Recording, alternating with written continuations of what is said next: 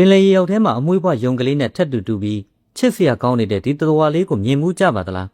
ဒါပေမဲ့သူ့ရဲ့ချစ်စရာကောင်းတဲ့ပုံရိပ်နောက်ွယ်မှာတော့ကြောက်စရာကောင်းတဲ့နှုတ်ဝက်ချက်တစ်ခုရှိနေပါတယ်ဒီတော်ဝါလေးရဲ့အမည်ကတော့ဇီဘန်ဒီလို့ခေါ်တဲ့ပင်လယ်ယုံပဲဖြစ်ပါတယ်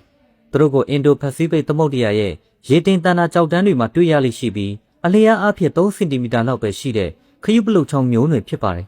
ခရုမျိုးနွယ်ဝင်ဖြစ်တော့လေသူတို့မှာအခွန်လုံးဝမပါပါဘူးမြင်တွေ့ရတဲ့အတိုင်းယုံတကောင်နဲ့တူနေပေမဲ့သူ့ရဲ့ယုံရွက်လိုပုံစံလေးတွေဟာအတန်ကြားရတဲ့နေရွက်တွေမဟုတ်ပါဘူး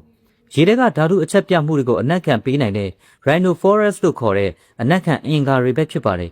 ကြောပေါ်ကအမွှေးပွားလိုအရာတွေကတော့ပေးငယ်တဲ့အာယုံခံချောင်းလေးတွေဖြစ်ပြီးတိတ်တဲစွာဆူဆီးနေတာပဲဖြစ်ပါတယ်ဒါတွေမကသေးပါဘူးသူ့ရဲ့အမွှေးပွားအမီးဆိုတာကလည်းအတုဖြစ်ပြီးအမှန်တော့အသက်ရှူဖို့အတွက်အပြင်ဘက်ထွက်နေတဲ့ဗဟက်တွေပဲဖြစ်ပါတယ်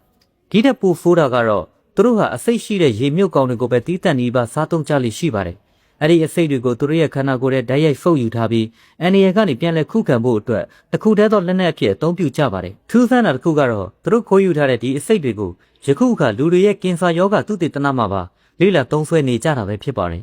သူတို့ရဲ့ရုပ်ရှင်ဆန်ဖန်ရှင်သန်ပုံလေးတွေဟာတကယ့်ကိုအံ့ဩစရာကောင်းလာပါတယ်ဒီလိုမျိုးသဘာဝတရားရဲ့ထူးဆန်းတဲ့တတ္တဝါတွေအကြောင်းပုံမကြည့်ရှုဖို့အတွက်ဆိုရင်တော့ကျွန်တော်တို့ရဲ့ channel ကို follow လုပ်ထားဖို့မမေ့ပါနဲ့